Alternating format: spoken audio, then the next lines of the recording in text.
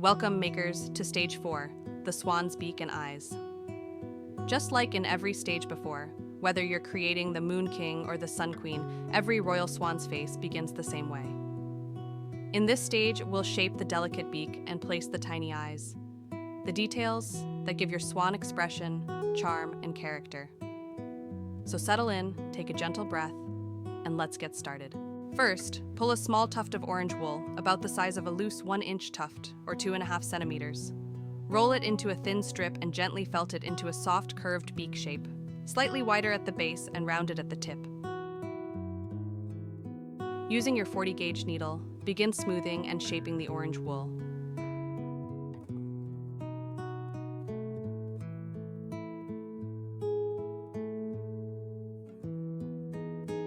The sides of the beak should curve softly downward.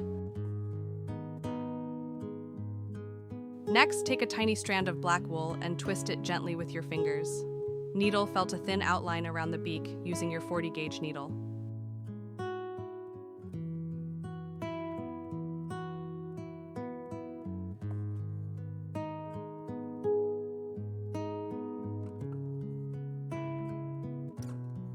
Start smaller than you think. You can always add thin layers later, but it's much harder to remove wool once it's felted.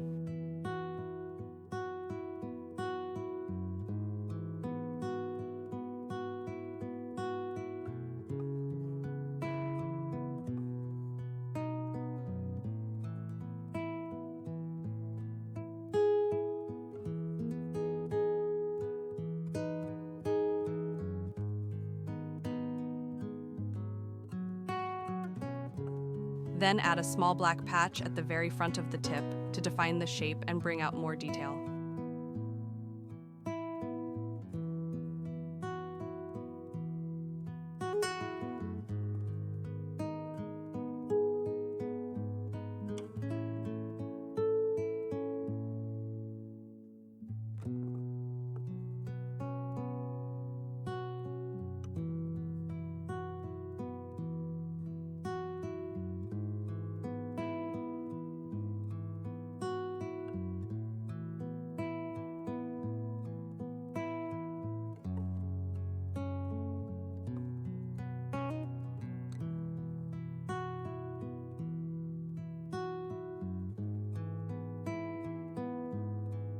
Now attach the completed beak to the front of the head. Needle felt firmly all around the edges with your 40-gauge needle to secure it smoothly. This step adds stability and ensures the beak stays in place.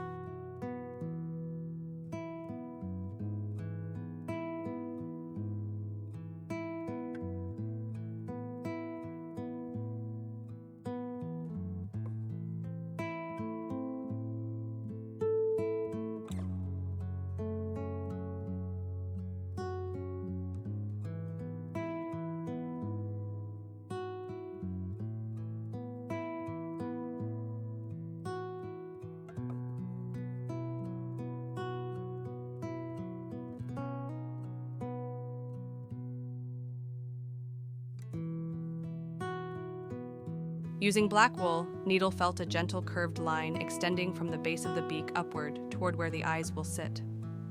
Shape the area around the beak and eyes softly to give your swan its elegant expression.